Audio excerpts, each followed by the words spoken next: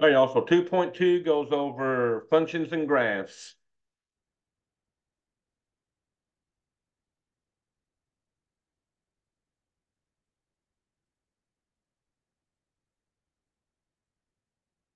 All right, so before we can get into functions, we need to get a few definitions out of the way. So, y'all, our first definition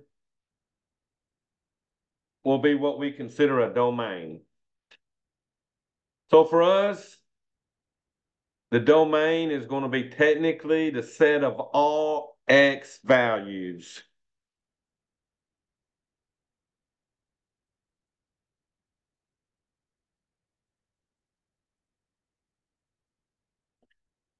And we often call that the independent variable.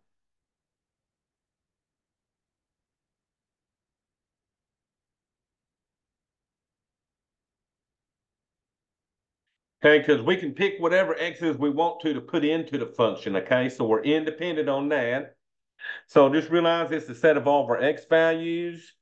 And then our range, the range would be the set of all the y values.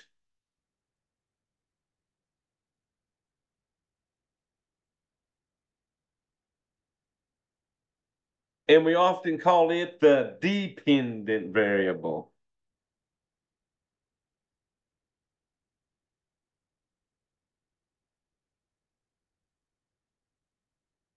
And what that means is that the y values are dependent on what x values we're putting in, okay?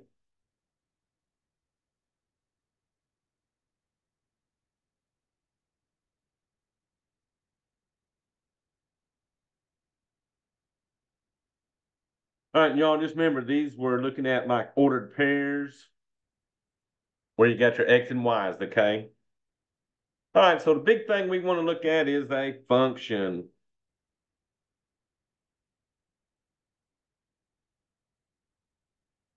So y'all, a function is a correspondence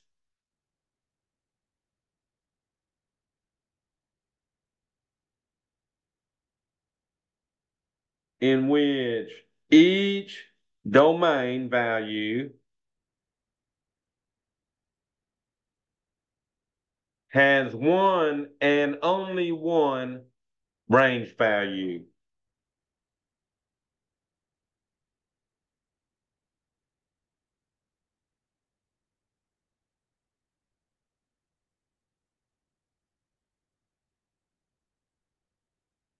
So that means if we put in a x, we only want one answer to come out. Okay, we want one answer for that y value. Just like on your paychecks. If you work 40 hours and you put 40 hours into the function, you only want one output to get that pay with, okay? We don't want more than one output on these. So we put one thing in, we want one thing out of it, okay?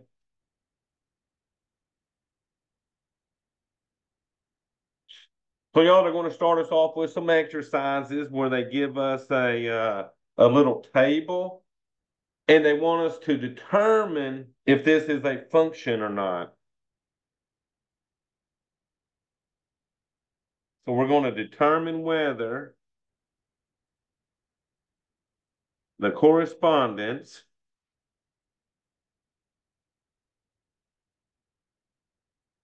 is a function.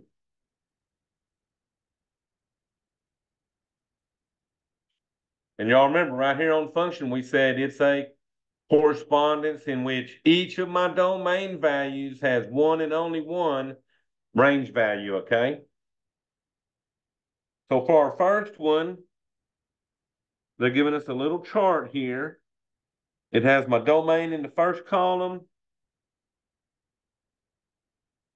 and the range in the second column. So they're giving me 21, 19, and 18 are all my domain values.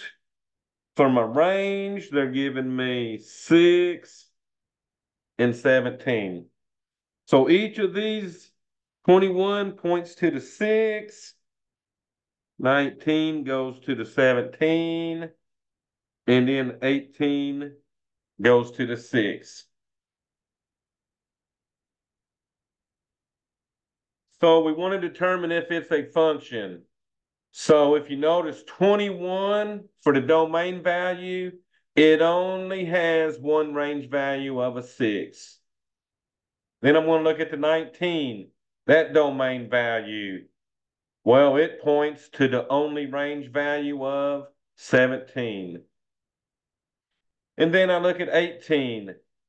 The domain value 18 only has one range value of 6. So y'all, the question is it a function? And this one would definitely be a yes, because each domain value only has one range value, okay?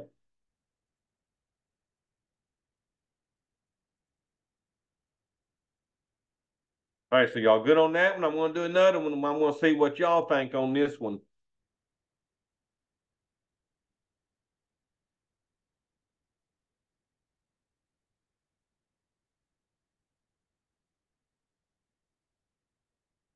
All right, y'all. So this one, I got 9, 4, and 25. Now for my range, I got 3 and -3. So the 9 is pointing to both of those. On 4, I got 2 and -2. Well, the 4 is pointing to both of those. And then on 25, I got 5 and -5. And y'all, the 25 is pointing to both of those. So the question is on y'all. Would y'all consider this one a function or not? No. No, good job. And actually, all three of these domains are violating it, right? Because this domain in 9, it's got a choice. It's not only going to one value, it's going to two values. And so forth with the 4 and the 25.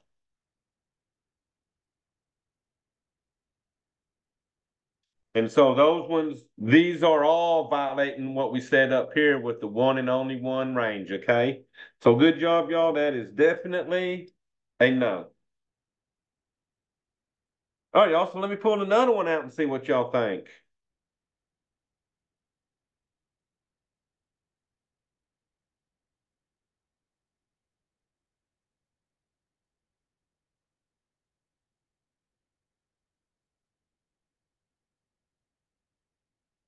All right, so on this one, I got a -1, 3, and 8. For my range, I got a 2. All three of these are pointing to the 2. So y'all, is that one a function or not? Yes. Oh, good job. Because all my domains only have one range value. -1 has a 2. 3 has a 2. 8 has a 2. So this would almost be like salary pay, right? You can work different hours and get the same pay. So this one is definitely a yes. So good job. You want to focus on the domain. We're not focusing on the range. We're focusing on the domain. And those are the one that can only have the one.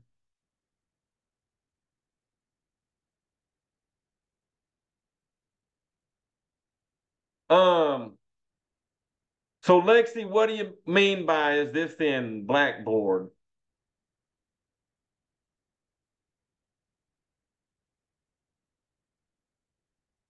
I'm not sure what you're asking on that question.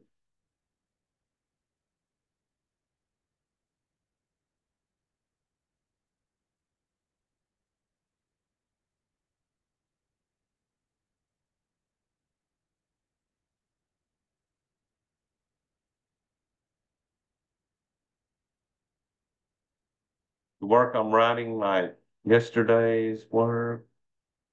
Um, I'm just going over the lectures for 2.2, and then I send y'all these videos. But all these assignments are in Blackboard under your MyLab all links, okay?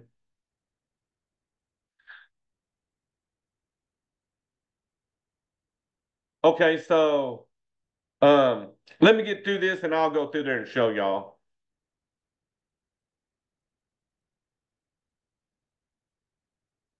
All right, y'all. So then it gets back into doing a little bit of graphing um, after we do what we call function notation.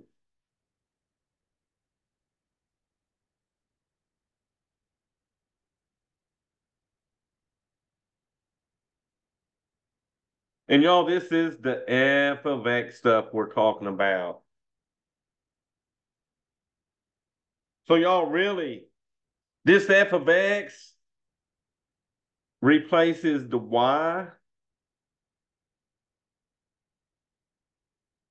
So I can use f of x instead of y because f of x is what we sort of consider shorthand. Okay? So it tells us we have a function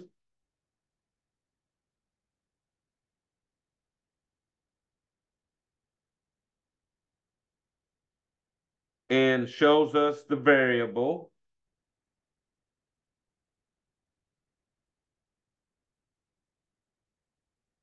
So fx lets me know I have a function, and then since it's giving me an x here, it's telling me that the variable for the function is actually going to be the x, okay? So here's how we use it in shorthand. If a number is given in place of the x,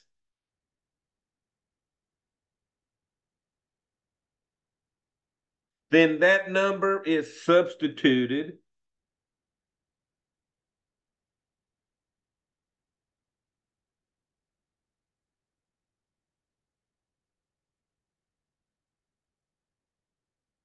into the function in place of the x's.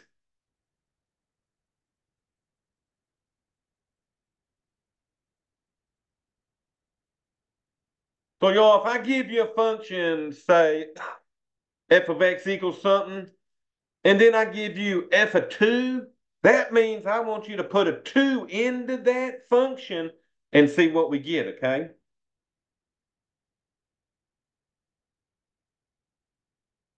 So let's play with these little examples.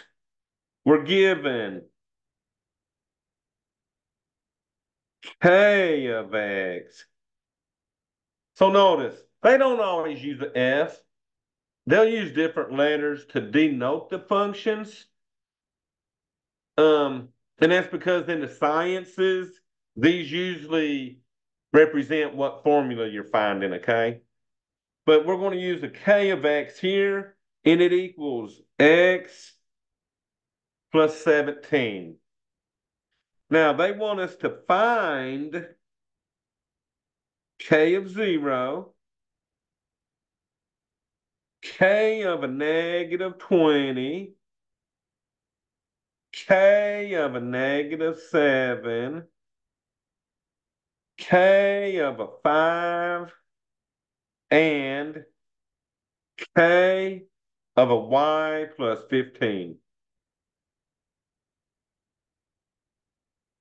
So y'all notice we got about 1, 2, 3, 4, 5 problems here technically. So they want us to find all of these values. So let's start out finding k of 0. So y'all, k of 0 wants me to take my function, which is x plus 17, and they want me to put a 0 in place of that x so that we get a 0 plus 17. Now, this left side, this k of 0, we don't do nothing with it. It's just function notation telling me I'm putting a 0 in for that x. All we got to do is work this right side. So y'all 0 plus 17 gives us 17. And that is our final answer. So you just plug your numbers into your variable and get your answers, okay? So what's next? K of a negative 20. Well, they want me to put this negative 20 in for that x. So that's going to give me negative 20 plus 17. Notice I didn't change the expression. All I'm doing is changing what we're putting in for them x's. All right, so y'all look at that. Unlike signs, what's that answer? A negative 20 plus a 17. -3. Negative 3. All right, y'all, we got k of negative 7.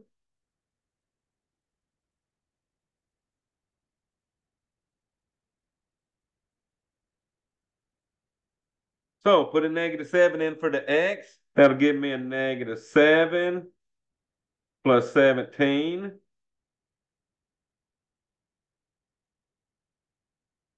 Oh, and what's that going to be? What, a positive 10?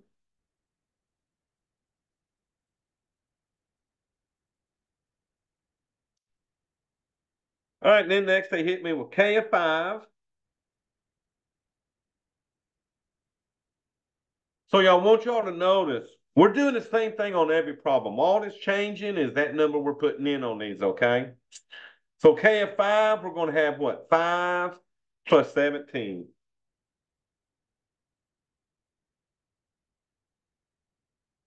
All right, y'all. So adding that, what's that? 22.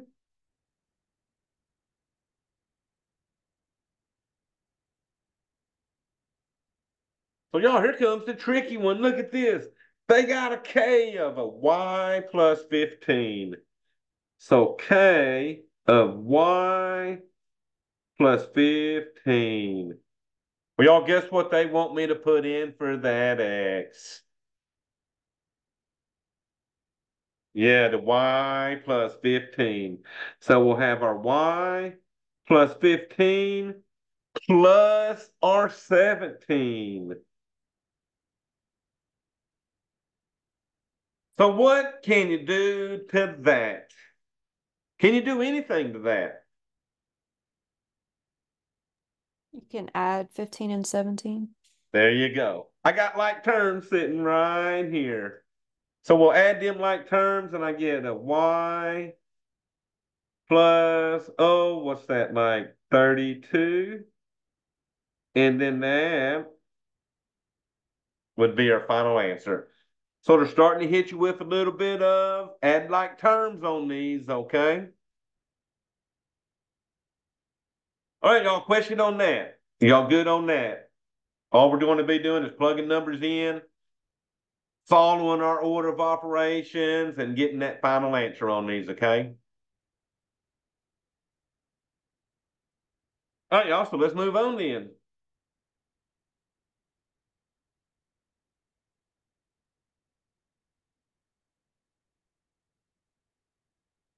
So we're going to do the same thing on this next one.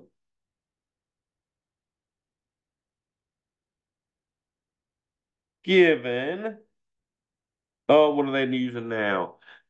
H of t. So now they're telling me my variable is going to be the t on these form problems, okay? This equals 6t plus 3. All right, so there's my function. So they want us to find h of 8, h of a negative 2, and then h of a 6.2. So notice the last problem, they threw a little variable at me with that y. This one, they're throwing a little decimal at us. But y'all, we got those nice TI-84 calculators, so decimals ain't no problem no more, okay? So let's start out with h of 8.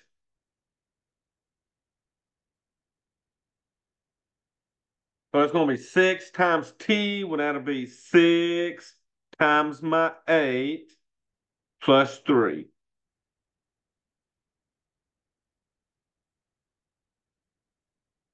So now on this function, I've actually got to do a little multiplying before I can do my adding. So we're going to multiply 6 times 8 and get me a 48 plus my 3. And then y'all adding that 48 and 3, then we would get our 51.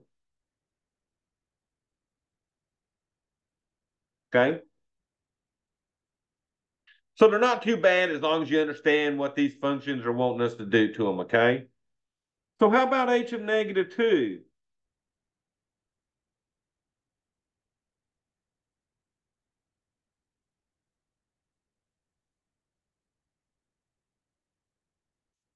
So y'all, one of y'all work that and tell me what I get. Oh, Don, that was quick. Don says -9. -9. So let's check that out and see if we get a -9. So we got 6 times -2 plus 3. So multiplying first, 6 times -2 will give me a -12 plus 3. And y'all, Don is right. That's going to give me a -9. Okay? All right, y'all, finally, H, 6.2. That's going to equal 6 times 6.2 plus 3.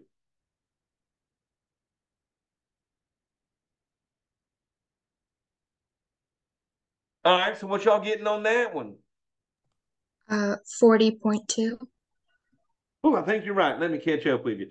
Because 6 times 6.2 should give me what? 37.2 plus my 3. And there you go. Definitely 40.2. Good job. See, y'all, they're not bad. It's just getting you used to that shorthand notation. That way I don't have to say, hey, instead of finding h of 8, that's a lot easier than saying, hey, what's the value of this expression when you put a 8 in for the variable or something, you know? So, yeah, just a lot of shorthand. All right, so on this one, we're given f of x equals x to the third. So now we're throwing some exponents at you. So y'all, they want us to find, whoa, they got a lot on this one. F of 0, f of a -1, f of 3, f of 8, f of a -5, and y'all finally, f of a -4a. So they got 6 things they want us to find. So I guess they're really wanting y'all to get good on these exponents, okay? So let's play with f of 0. That's going to equal 0 to the third power. Well, y'all, that was not bad. 0 times 0 times 0 is a big 0.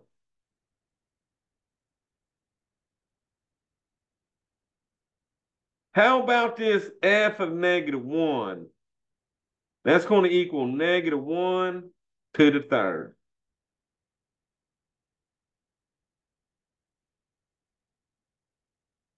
So y'all, what will that answer be? Okay, good job, -1. So if you got a negative number raised to an odd exponent, it's going to stay negative. Because you got a negative times a negative times a negative. So good job, that's just going to equal a -1. All right, y'all, f of 3 will equal 3 to the third power. All right, y'all, so what's that one?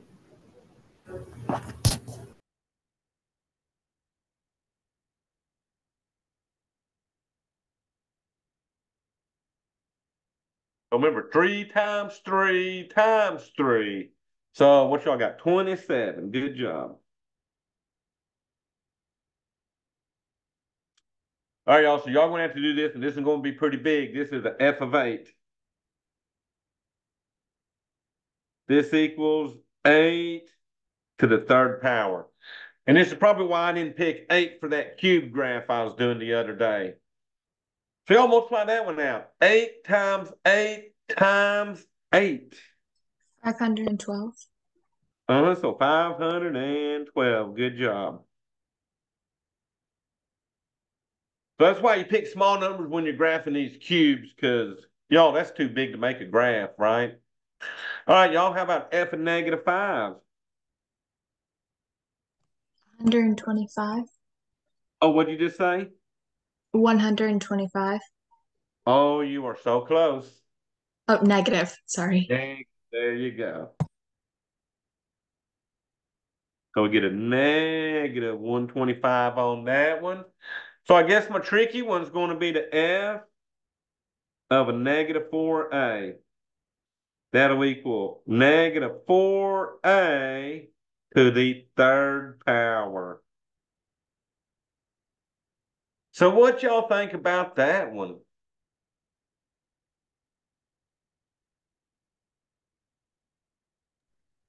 Is it negative 64a?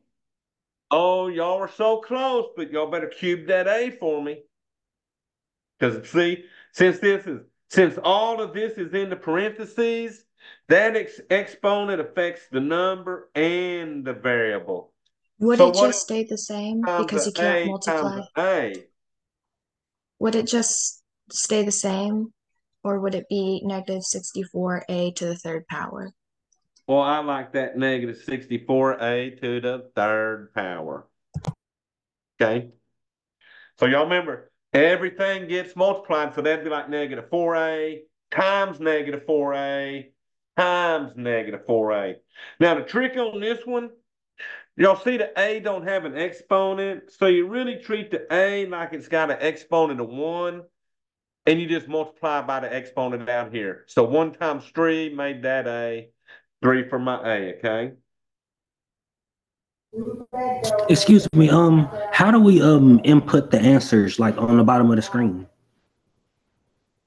On this one, okay. So on this one in the No, I mean answer, like I see something popping up from Don Kelly, like it's an answer. It's the chat. Like oh, it's just a chat box y'all got.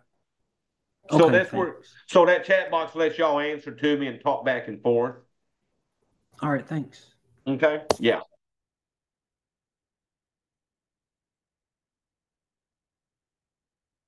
So my next problem is an example of this using a formula that y'all should have seen in your life before. So let's see who knows what this formula is for. So y'all are giving us f of c equals 9/5 c plus 32. So y'all know what this formula is for.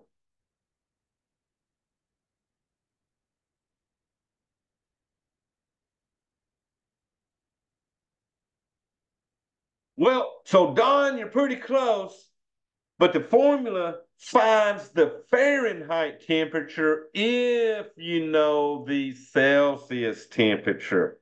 So good job. You did realize that this was definitely temperature related. Good job. So y'all, yeah, this finds the Fahrenheit temperature if we know the Celsius temperature. So y'all, what they want to know, they want us to find the Fahrenheit temperature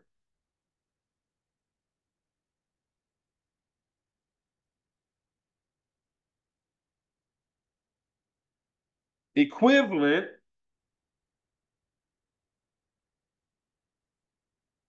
to 20 degrees Celsius.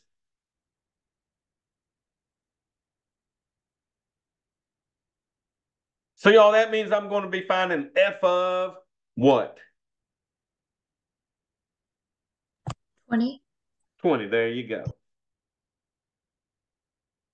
So f of 20, I'm just going to put a 20 in for the C. So I'm going to get 9/5 times 20 plus 32.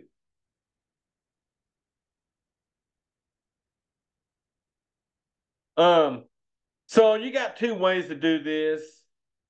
Just remember the 20 actually has a 1 on the bottom of it. So you got two ways to do this. You can do 9 times 20 and get 180 and then divide by the 5. Another thing you can do, what I always do, I reduce these if I got numbers on top that'll reduce with numbers on the bottom. So y'all, I'm going to reduce the 20 divided by the 5 and actually make that a 4. So that'll now give me 9 times 4, which is what, 36, plus my 32. All right, y'all, we add that 68. up. That's going to give me, looks like 68. what? 68. There you go. Now, Math Lab, on that one was A, B, C, D choice, okay?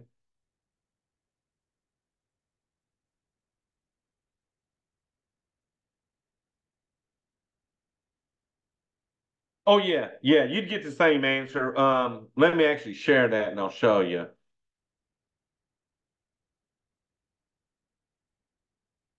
So if I was doing my calculator, I would do the 9 divided by 5. And I'm going to make mine look like a fraction by hitting alpha y equals and enter. So I get my 9, then my 5. Then I'm going to arrow out and put my 20 in parentheses. And then add my 32. So there you go, 68. By hand, if you're doing it by hand, you could do the 9 times 20 first, then divide by the 5. But see, that's still giving you the 36. And then when you add the 32, you'll still get that 68, okay? So many ways to get around on that thing.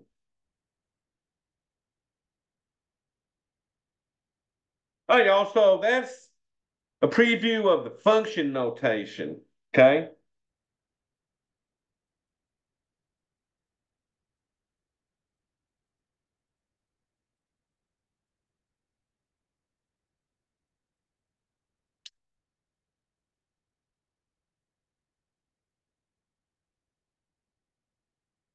So, y'all, then they go through some graphing. So let me see if I can pull my math lab up real quick, so that we can graph on it. So let me get my portal pulled up real quick.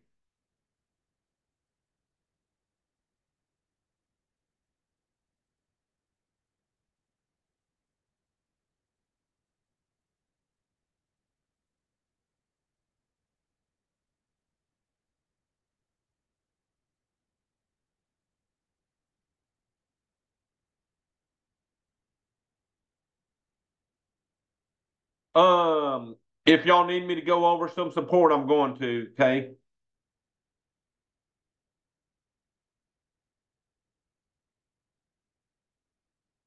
All right, now, oh, we're going to the graphing, okay. So I'm almost there, y'all. I got about 20 links I got to click through.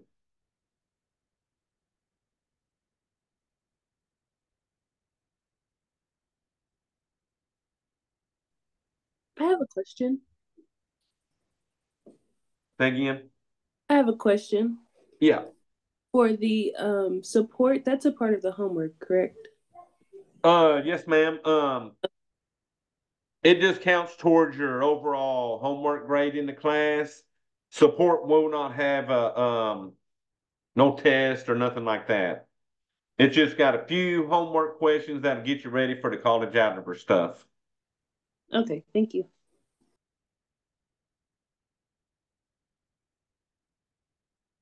All right, y'all about got it pulled up. So let me share that screen now for Math Lab. All right, so this one, they want us to graph the function And I'm just mainly going to do some of these so that y'all remember what tool to use. So they want me to graph negative 3x plus 1. Now notice, they're giving me the x values already. And then they're using f of x instead of y. They really want y'all to realize that f of x and y are the same thing, okay? So now notice they're giving me negative 2, 0, and 2. Okay, so I'm going to work it by hand and then we'll come back and graph this thing. So they're already giving us x values, so we're just going to plug them in and get the f of x, which is the y values, okay? So first we're finding f of negative 2, since that's the number I'm putting in for my variable. So that's going to give me negative 3 times my negative 2 for the x plus 1. Then we'll find f of 0 for the second x. That one will be negative 3 times 0 plus 1. And then finally, we'll find f of 2, which will be negative 3 times 2 plus 1. Now, y'all look, this is a linear graph because you got an x in here with an exponent of 1. Remember, there's no exponent there. It is a 1. So this is linear. When we graph it, we're going to use the 2-point line tool. But they're giving me 3 x's. Well, they're just giving you an extra x so you can check your accuracy if you're doing them by hand.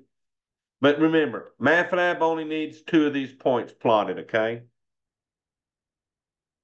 All right, y'all. So what would we get for f of negative 2? So let me pull my chat box back up. So what do y'all get for f of negative 2? You got negative 3 times negative 2 plus 1. All right, Tyler, what you got there? 7. Good job. Because negative 3 times negative 2 is 6 plus 1, which gives us R7. All right, next y'all got f of 0.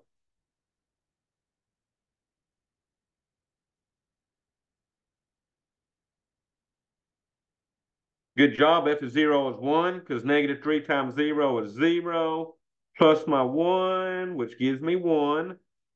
And y'all finally, f of 2.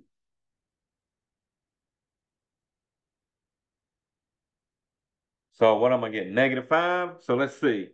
Because negative 3 times 2 is negative 6 plus our 1. Good job. We get a negative 5. So now, when we graph it, we only got to pick 2 of these points to graph. Either negative 2, 7, 0, 1. Either use them 2 or one of them 2 you could use with 2, negative 5. It don't matter. We just need 2 points, okay? So what it's going to make you do on this first is put in all your answers. So y'all got me a 7 for that one, a 1 for that one, and a negative 5 for that one. So what happens is you got to come over here and check the answer. It's going to say good job. Then it's going to have us graph it. Now, when I graph, I always click this box that says click the enlarge graph. I click that. It pulls up my graph. Remember, we're going to use the 2-point line tool. And I'm just going to plot the first 2 points. So I'm going to start in the middle. I'm going to go to negative 2 and then up 7. So there's negative 2, 7. I'm going to click that. And then I'm going to do 0, 1. So starting at 0 in the center, I'm going to go up 1 and get 0, 1. So we got our 2 points. You save that. And then you want to check the answer, okay? All right, let's try this one here. This is a fun one. This one we're going to graph f of x equals -3 minus absolute value of x. So y'all, let me see. They're giving me, whoa, looks like 5 points. -2, -1, 0, 1, and 2. Do y'all remember what kind of graph shape this one would be if it's absolute value?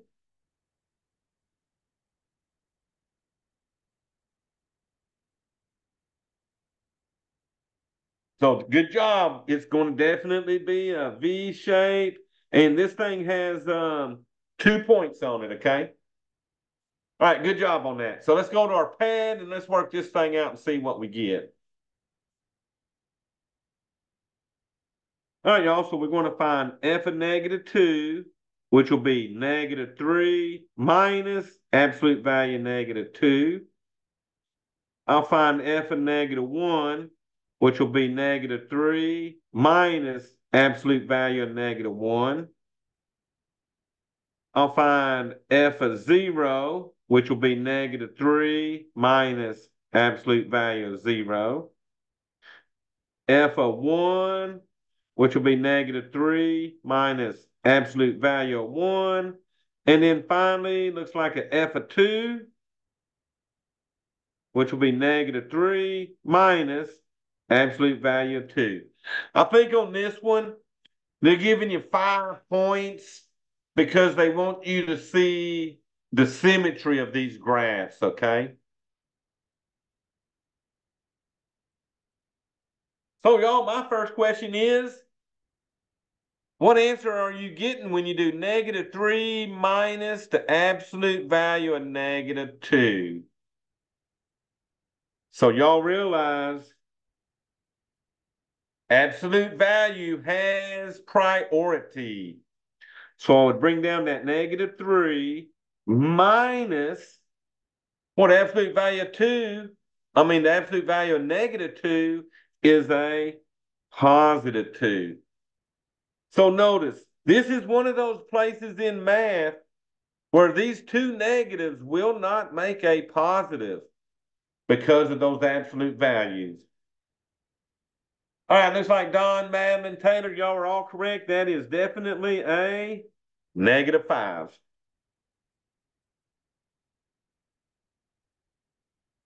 All right, how about f of -1 then? Same thing, right? Got -3 minus absolute value of -1 is 1.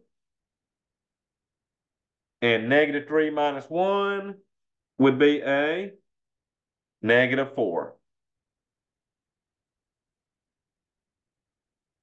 But I love 0. So I got -3 minus absolute value of 0 is 0, right? And -3 minus 0 gives me -3. All right, so let's see what's going to happen here. Give me this answer. -3 minus absolute value of 1.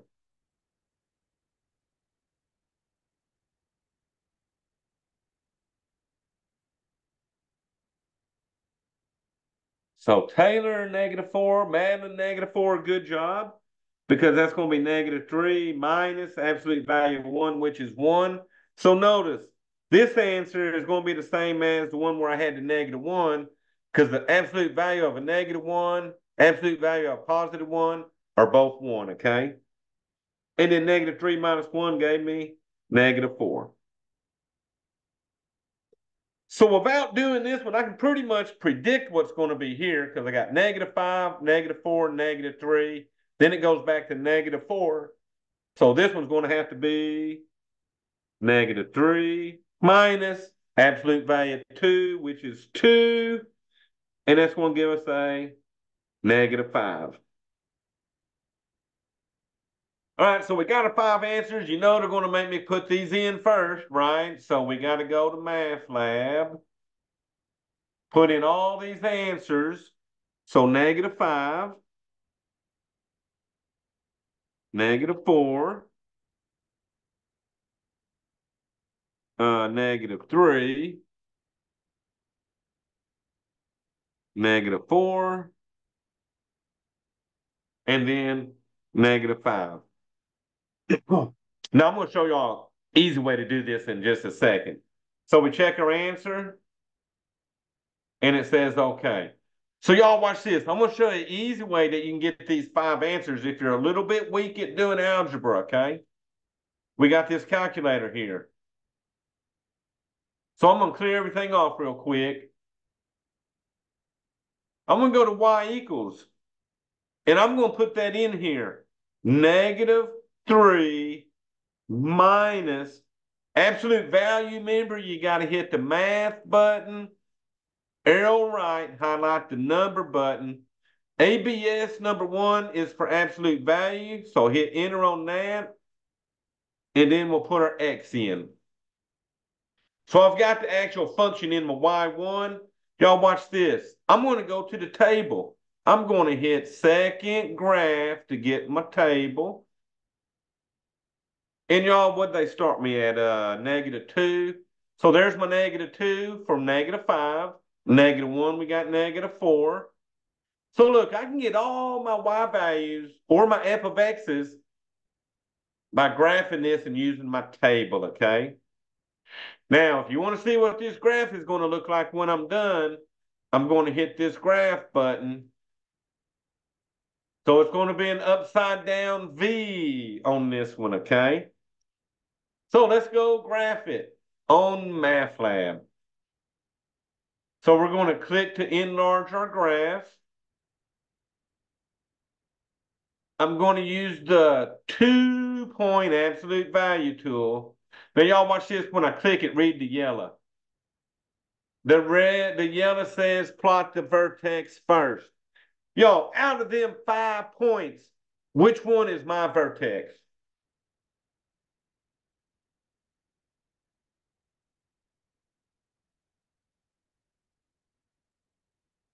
So the 0, -3, good job. It's always going to be the middle point when they give you 5 like that, okay? So we got to plot that 0, -3 first. So we come down to 0, -3. Then you can use any of the other 4. It's just picky on that first point, okay? So I'm going to use 1, -4. So I'm going to go right to 1, down to -4. So there is the upside down V. So we save that and check our answer. So y'all just remember, always start with the vertex on the absolute value, okay?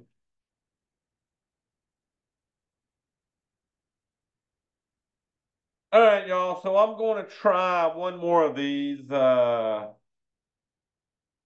just to get y'all a little more practice on these tools. So let me go to their number 12 here.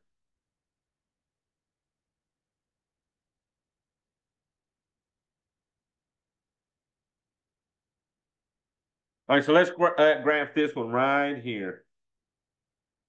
F of x equals a -x² minus 6.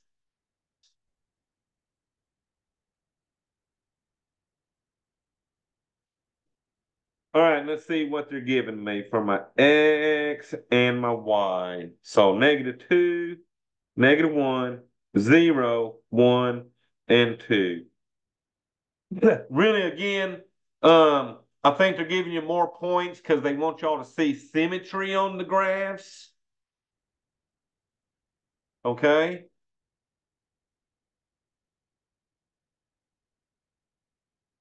So what kind of shapes will these x² graphs have? Do y'all remember that one?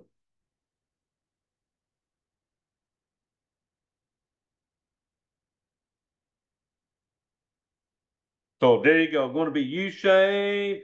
And remember, this thing has 3 points on it. Okay? So anytime you see the x², you know it's going to be the parabola, we call those, okay? All right, y'all, so we're going to find f of -2. Now listen, here's where people make the most mistakes. They see a -2 here, and they put in a -2 for the x, but somehow they get rid of this little negative right here. This negative is in the problem. So I'm going to write that negative down. Then I'm going to put my -2 in parentheses, square it, minus my 6. Okay?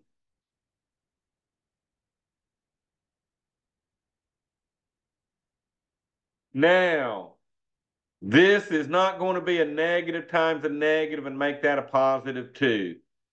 Because remember, priority goes to the exponent here. So this negative at this stage, you're going to bring it down. You're going to figure out what -2 squared is. So a -2 times -2 makes that a +4.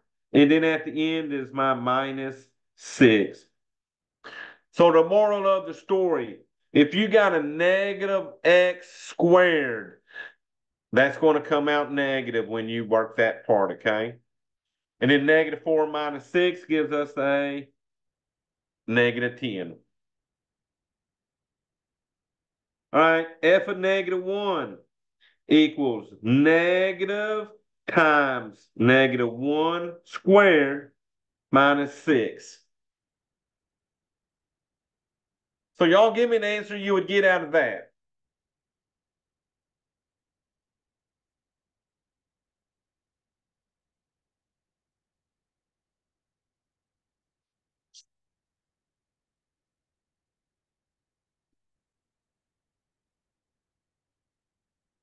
Oh, good job, -7, perfect. Because that negative came down, -1 squared made that a 1, and then -6, and -1 minus 6 was definitely -7. All right, y'all, 0 is going to be pretty quick. F of 0 equals negative times 0 squared minus 6. Well, y'all, that's a big 0 minus 6, which will give us a -6.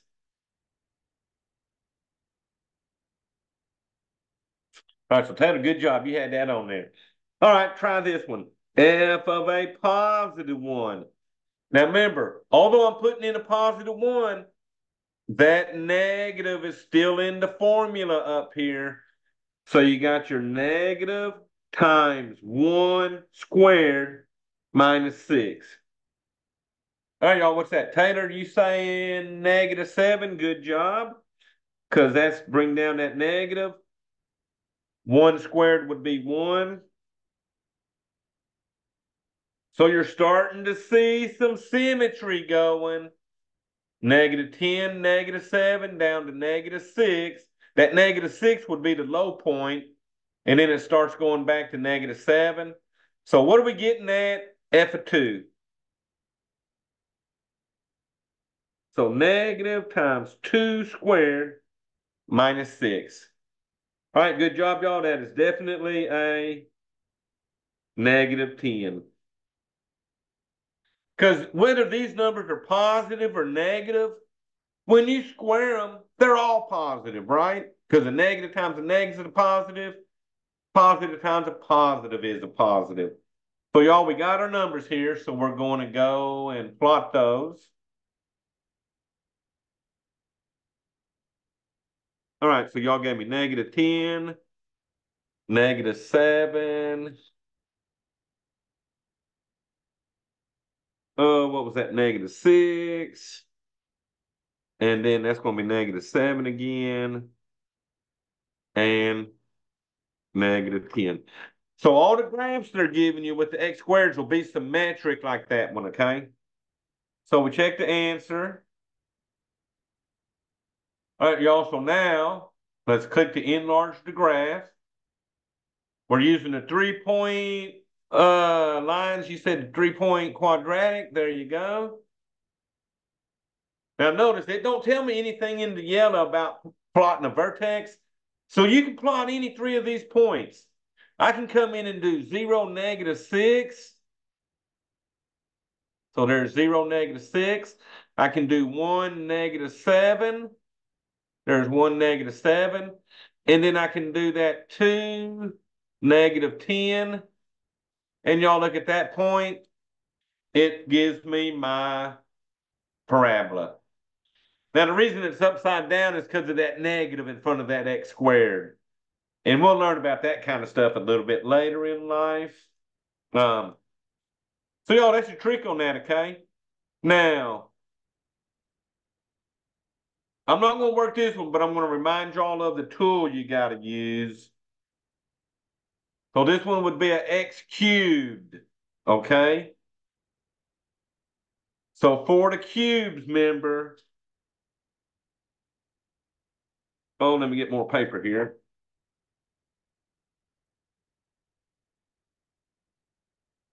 So for that cube one, remember, you're going to use the 4-point quadratic tool on the cubes, okay? And they're still going to do 5 numbers. You just got to pick 4 of them and plot that, just like y'all did on that homework on Monday, okay? All right, y'all. So the last thing I'll do for the college algebra section today is we're going to learn what we call the vertical line test. Have y'all heard of this one?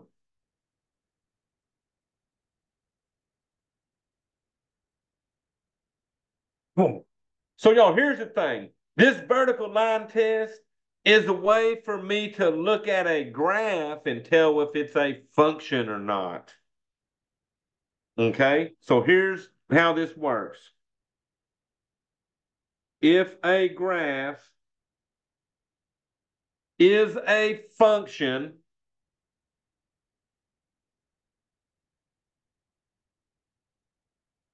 then a vertical line, well, that might be then, right?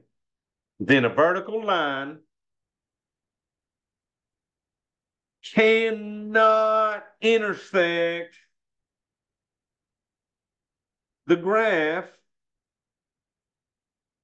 more than once anywhere.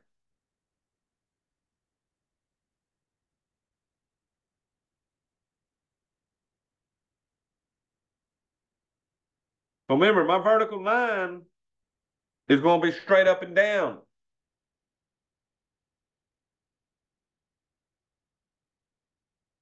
Okay? So if this vertical line intersects this graph more than once, moving it left to right across my graph, I'm going to put no. But if it intersects it everywhere just once, then I will put yes. Okay? So y'all, you're going to determine if the graph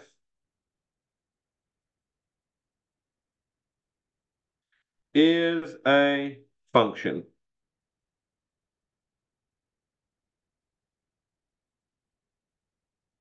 So let me just draw a graph here real quick. And y'all, I'm going to do one by hand and see one of each, one that is and one that ain't, by hand, and then we'll look at the graphs on MathLab, okay?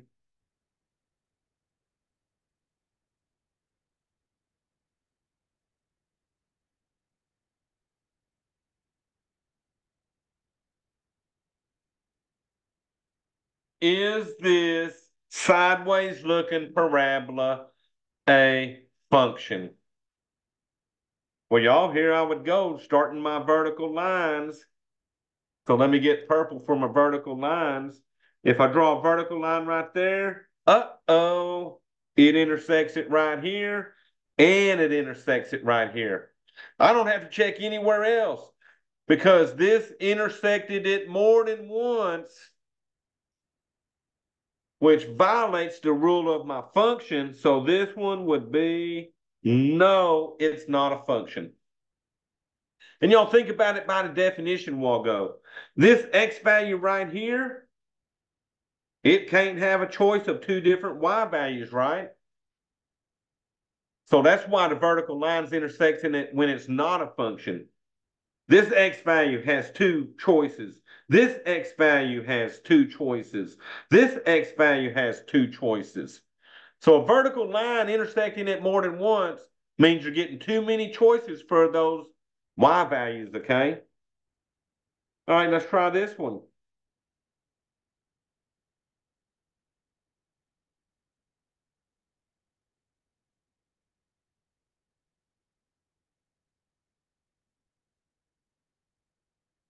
So I got a sort of wide parabola going up there.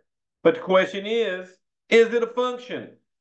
Well, y'all, I would start drawing my vertical lines. It only intersects it once right here. If you draw a vertical line right here, it only intersects it once. If you draw a vertical line over here, it only intersects it once. So all these x values only get one y value. So since the vertical lines cannot intersect the graph more than once, this one is a yes. So y'all, knowing that, y'all tell me when we go to Math Lab if these are functions or not. So let me see, that starts on 14 right here. All right, y'all, so I'll make this a little larger. But my question is that V-shaped graph a function, yes or no? Ooh, y'all hitting that pretty quick. Good job, y'all. That is definitely yes. All these vertical lines only intersect it once. Y'all, it better be a function because we've been drawing those absolute values all day, right? All right, y'all. Check that. We're going to move to the next one.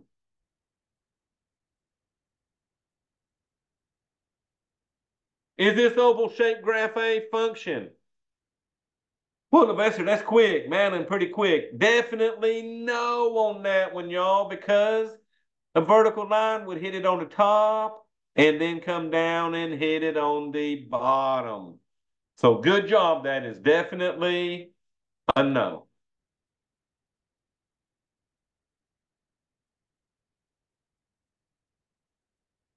All right, y'all doing so good, pretty good so far. Let's see about. Well, hell, we know what that one is. I sort of drew one like that one, didn't I? Yeah, that one. Yeah, it intersects at top and bottom all the way to that thing. So definitely that one would be a no.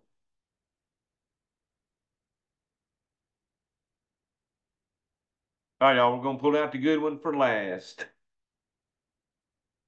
Is that diagonal line a function or not? Boy, Sylvester, that was quick. Good job. Definitely a function because vertical lines only intersect it once everywhere. So good job on that one. Okay, y'all? So then you would final check that and be done with it, okay? So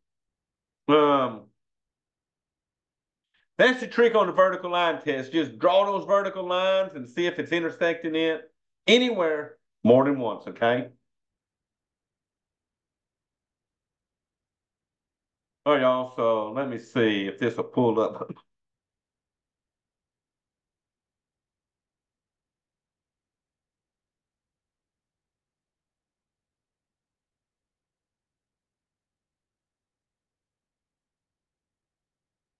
So let me stop my share and reshare it so it shows this new screen. So are y'all seeing my first problem, n minus 7n?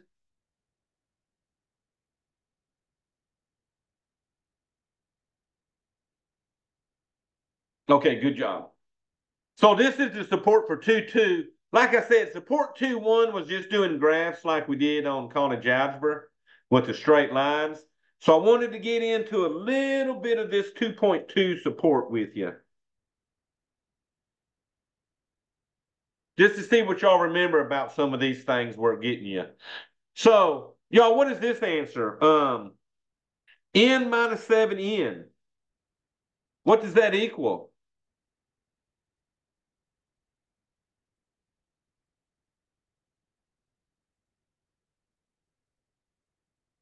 All right, so think about it like this. If you had one n and you subtracted 7n from it, oh, Don, you're good. Don't have to put that question mark. That is definitely a negative 6n. So y'all remember, when you got like terms and there's not a number in front of one of the variables, we treat it like a 1. And all you're going to do is subtract the numbers and then keep the variable the same. You never change how a variable looks when you're adding and subtracting, okay? So all we did was 1 minus 7 got me a negative 6, and the n stays the same. So do not change variables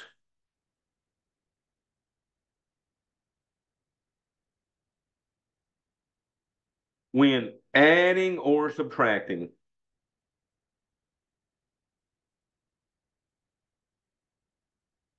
Okay? All righty, y'all. So let's see this next one then.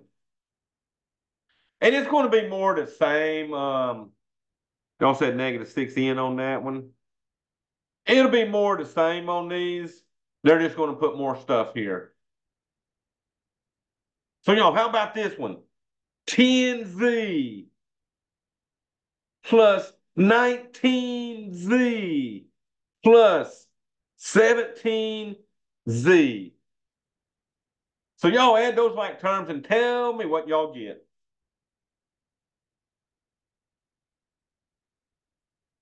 So Taylor, I think you're right.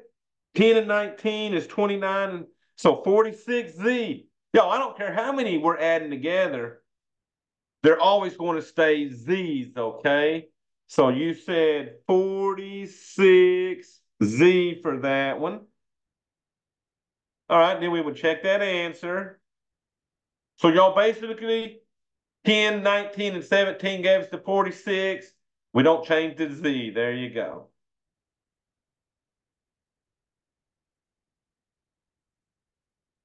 All right, a negative and then a b minus 4 in parentheses. So let me show y'all what you're doing to this kind of stuff. This one goes over the distributive property in a way. And they want you to treat this negative like a -1. Now, they're not going to put the 1 there. And remember, we hide that 1 in math every time. But when you see this negative there, you treat it like a -1. And if it's got parentheses behind it, you gotta distribute through those parentheses. So you get a -1 times b, which will be a negative b.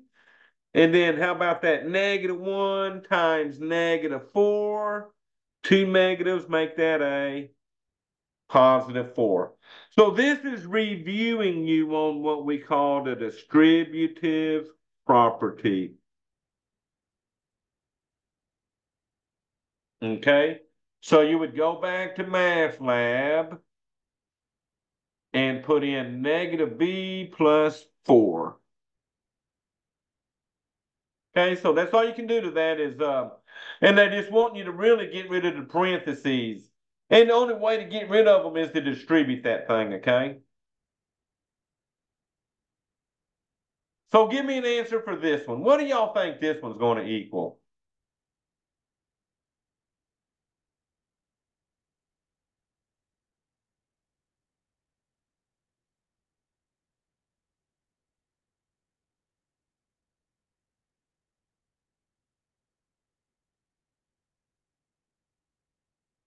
Yeah, it takes a little longer to type that long one there, don't it?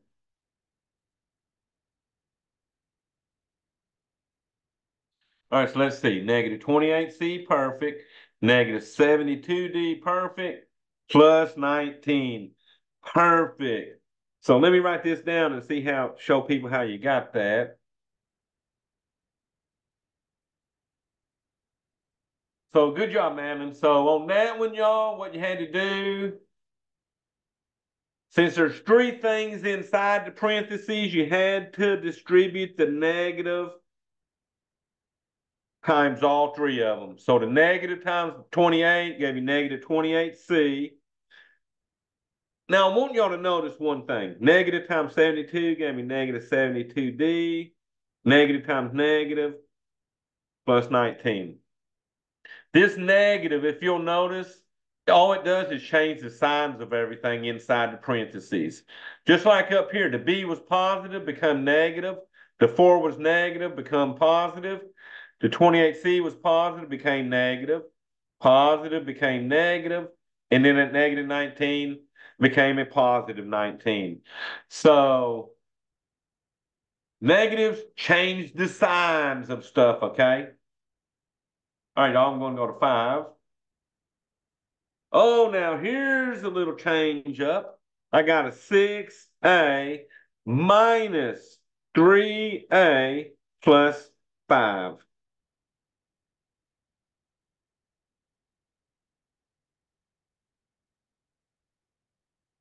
So does anyone want to give that one a shot?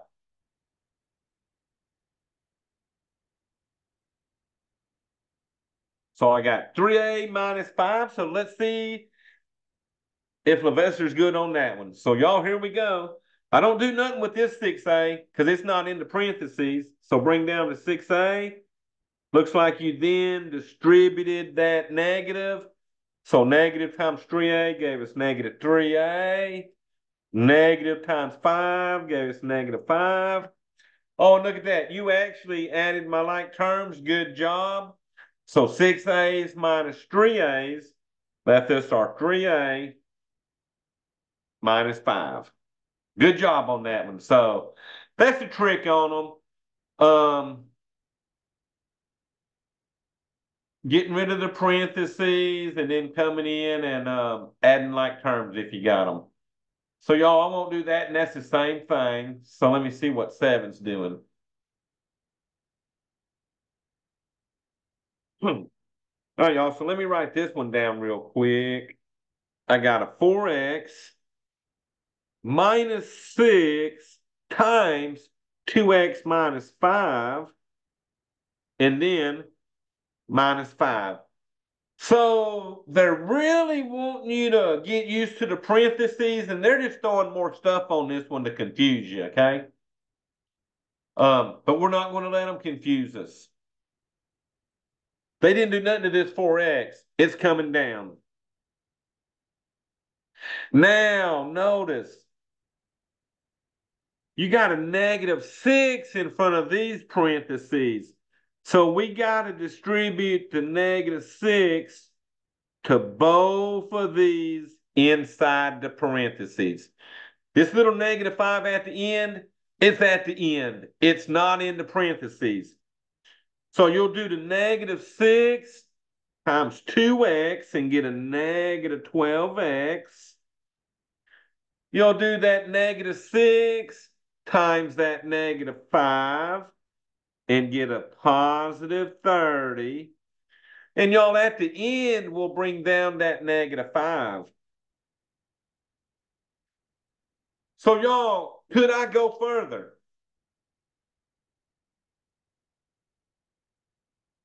Can I go any further on that problem?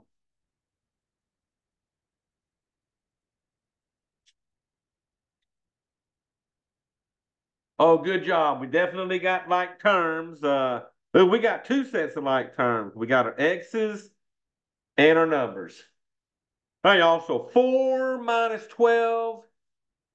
These are both my x's. 4 minus 12 will give me a negative 8x. And then here I got what? 30 minus 5. Good job. I get a positive 25. So Don had that in perfect. Good job. Okay, y'all. So you just got to sort of follow the order of operations when you're simplifying stuff like this. So then they went to number 8. Let's see what we're doing there. Woo, y'all might not like fractions, but here goes. So I got 1/3 times 27y minus 3 minus 1/2 times negative 6y minus 4, and then minus my 15. Now, y'all, I'm going to tell you, this one's not as bad as it looks.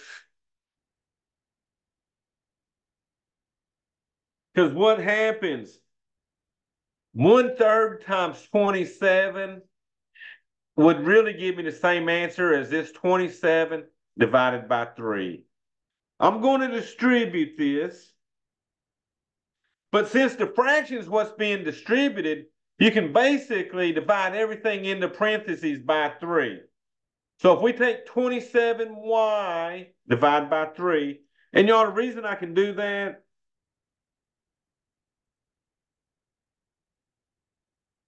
because 1/3 times 27y, if you multiply straight across, you get 27y over 3. So basically, this 27y is being divided by 3. So let's see what that gives us. 27 divided by 3 would give me what, a 9? And then I got my y. That's going to be minus, well, 1/3 times 3. So that 3 divided by that 3 makes that a 1. So y'all, I'm taking both of these numbers in here and dividing by the 3, okay? Now, both of these over here, I'm going to divide by a -2 since this one's negative, okay? Because remember, 1/2 times 6 would be like 6 divided by the 2. So a negative times a negative is going to make that one a positive for sure. And then 6 divided by 2 would give me a 3y there. All right, here you got a -4. Dividing by that -2, a negative divided by negative will make that a +2.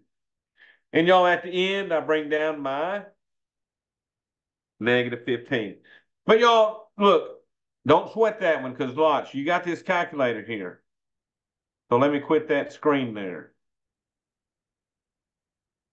This calculator will do 1/3 times 27, alpha y equals to get my fraction. And then I got a 1 on top, 3 on bottom. Multiply that by 27. And you're going to get 9.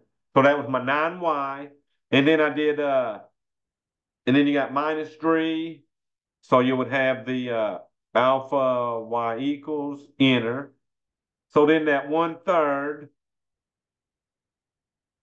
times that -3 in there.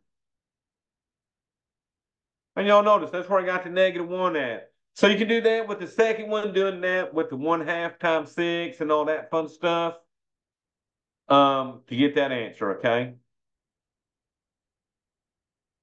All right, y'all. So to continue on, I got a bunch of like terms here. The 9y and the 3y is going to give me 12y. And then I got a -1, a 2, and a -15. So -1 and 2 give you +1. That +1 minus 15 would give me what, a -14. And then I couldn't do nothing to that. So my final answer.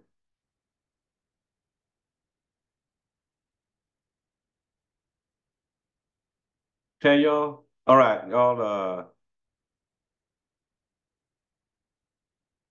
Hang on 1 second. I'm going through my names real quick.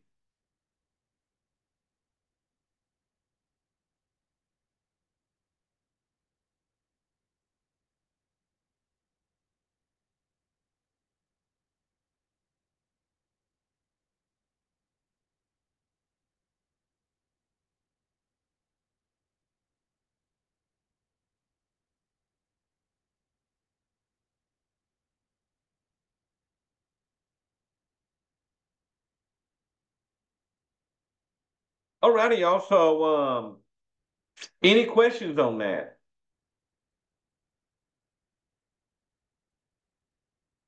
So that's what the support's going to do. It's just those few little exercises, and they're designed to get you good. so that you can do the actual college algebra exercises, okay?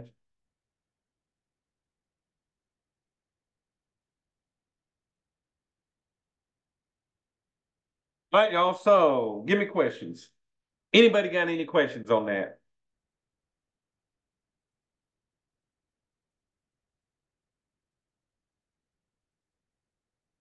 All right, so y'all look good to go. So remember, this week, all you got to worry about by Sunday night is your 2.1 stuff for support and college algebra and your 2.2 stuff for college algebra and support, okay?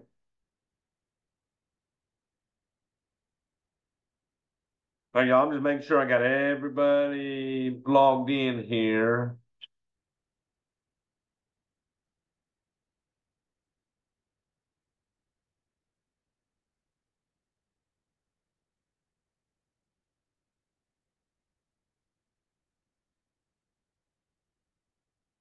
All right, looking good to me. Are All you right, putting this y'all. video up tomorrow? Yeah, it takes me about an hour to get it downloaded to YouTube, but as soon as I get it on YouTube, I'm gonna go through the announcements on Blackboard for y'all, send a video link to you, and it should automatically send an email letting you know I got it there, okay? All right, y'all. So first week of college algebra is in the books. Y'all feeling all right?